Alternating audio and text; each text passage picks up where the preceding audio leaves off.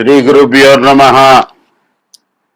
గజాననం భూతగణాదిసేవితం కపిత్త జంబూఫలచారు భక్షితం ఉమాసుతం శోక వినాశకారకం నమామి విఘ్నేశ్వర పాద పంకజం.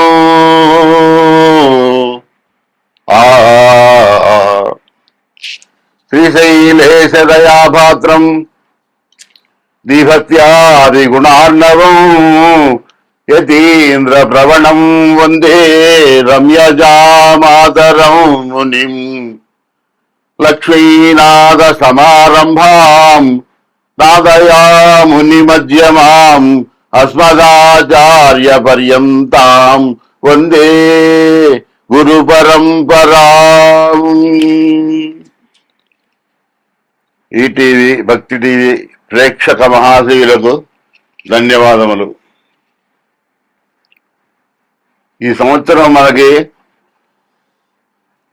ఈ పరాభవనామ సంవత్సరానికి గురువు రాజుగా వచ్చినందుకు సంతోషంతో మనం సకల సౌభాగ్యములతో ఉన్నట్టు పాడి పంటలతో అందరూ ఆరోగ్యవంతులై ఉండాలని కోరుకుంటూ మాస ఫలితాలు చెప్పుకుందామని ప్రయత్నం చేస్తున్నాం. ఓం శ్రీరామ రామ రామేతి రమే రామే మనోరమే సహస్రనామ తత్తుల్యం రామనామవరాననే. రామ రామ రామ అంటూ ఒకసారి మనం చెప్పుకుంటాం, అది ఫలితమే. ఈ శ్లోకం చదువుకుంటే ఒక్కసారి చదివితే రామనామం 1000 సార్లు చదివినంత ఫలితం ఇస్తుందని ఋషులు ఈ శ్లోకాన్ని మనకు అందించారు.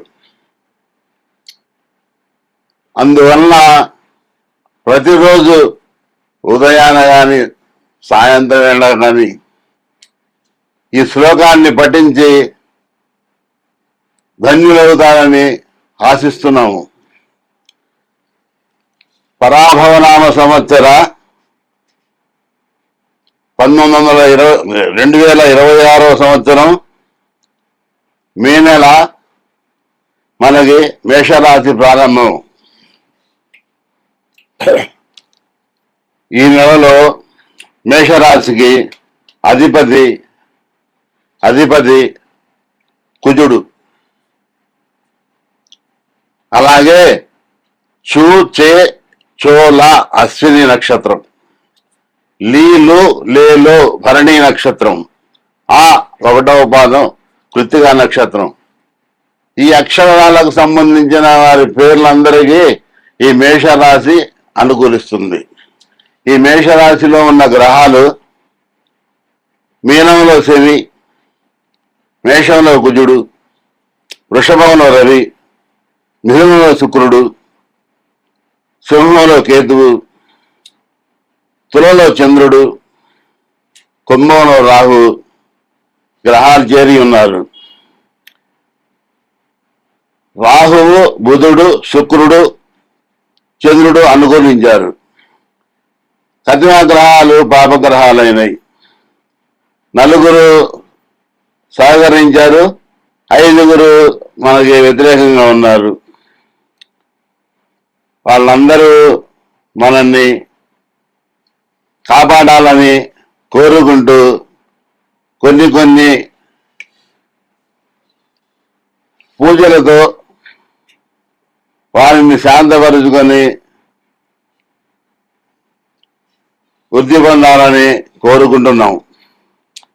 నమోస్తు రామాయ సలక్ష్మణాయ దేవై జగస్యై జనకాత్మజాయై నమోస్తు రుద్రేంద్రయమానలేభ్యో నమోస్తు చంద్రార్కమరుద్గణేభ్య.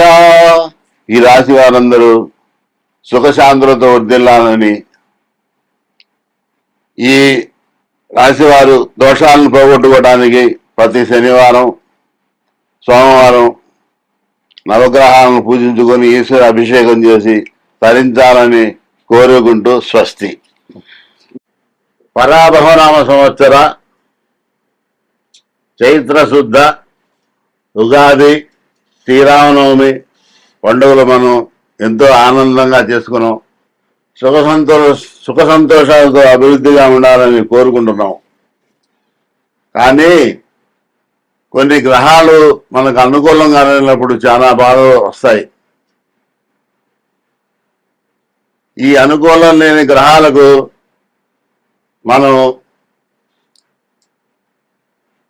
తగిన పూజలు, తగిన శాంతులు, జప హోమాలు పండితులతో మనం చేపించుకొని సుఖశాంతులతో వర్ధిల్లాలని కోరుకుంటున్నాం. మా నంబరు గాయత్రి జ్యోతిష్యాలయం 8179551467. ఈ నెంబర్కు సంప్రదించి మీ డేట్ ఆఫ్ బర్త్ కానీ అది లేని ఎడల హస్త సాముద్రికంతో కానీ తగిన పారితోషికం తీసుకొని మీకు మిమ్మల్ని మీ జాతకానికి అనుకూలత చేయగలరని ప్రార్థిస్తున్నాం. ఇట్లు నా పేరు పానుగంటి వెంకటేశ్వరరావు. ఒక్క విషయం, చిన్న విషయం చెబుతున్నాం. రామాయ రామచంద్రాయ రామభద్రాయ వేదసే రఘునాథాయ నాథాయ సీతాయాం పదయే నమః. రామాయణ కాలంలో రాముడు 14 ఏళ్ళు వనవాసం చేశాడు. అది రామాయణంలో జరిగిందని మనం తెలుసుకొని ఇప్పుడు నేను చెప్తున్నందుకు మీరు కొద్దిగా ఆలోచించండి. ఆ 14 సంవత్సరాలు కూడా ప్రజలు మా రాముడు లేడు, మా దేవుడు, మా రాజు మమ్మల్ని కన్నబిడ్డలాగా పరిపాలించే అని ప్రజలు ఎంతో ఆయన ఆరాధించారు. ఆ 14 సంవత్సరాలు కూడా ఇళ్లల్లో సంసారాలు కానీ, వాళ్ళకి పెళ్ళిళ్ళు కానీ, సంతోషాలతో ఉండటం కానీ వాళ్ళు అనుభవించరా. మా రామచంద్రమూర్తి ఉండాలి, మాకు రాజుగా ఉండాలి, మేము అప్పుడు సంతోషంగా ఉండాలి అని వాళ్ళు ఆతృతతో ఎదురు చూశారట. ఇప్పట్లో ఏం లేదు, అట్లా లేదు. మరి మనం కూడా ఆ రోజు రామ రాజ్యంలో జనులు ఎట్లా ఉన్నారో, రాజు కోసం ఒక దేవుడైనా కానీ రాముడే దేవుడు. కానీ అప్పుడు దేవుడు అనుకోవాలి, ఆయన నరుడే మన యుగాలకి, మన వచ్చేతరగా కలియుగానికి దేవుడయ్యాడు. ఈ ప్రజలు కూడా రామనామంతో తరించాలని కోరుకుంటూ, ఆ రామనామానికి విశేష బలం ఉంది. రా అంటే నారాయణ అనే అక్షరంలో రెండోది, మా అంటే నమశివాయలో 2వ అక్షరం. ఈ రామ అనే అక్షరం రోజుకొక్కసారి వెలిగిన జన్మ ధన్యమైపోతుంది. ఇద్దరిని సేవించినంత ఫలితం. రామ, అటు విష్ణువు ఇటు ఈశ్వరుడు, భేదం లేదు. ప్రతి ప్రాణి, ప్రతి మానవుడు ఈ మంత్రాన్ని జపించి తరించాలని కోరుకుంటూ స్వస్తి. లోకా సమస్తా సుఖినో భవంతు. ఓం శాంతి శాంతి శాంతి. సర్వే జనా సుఖినో భవంతు.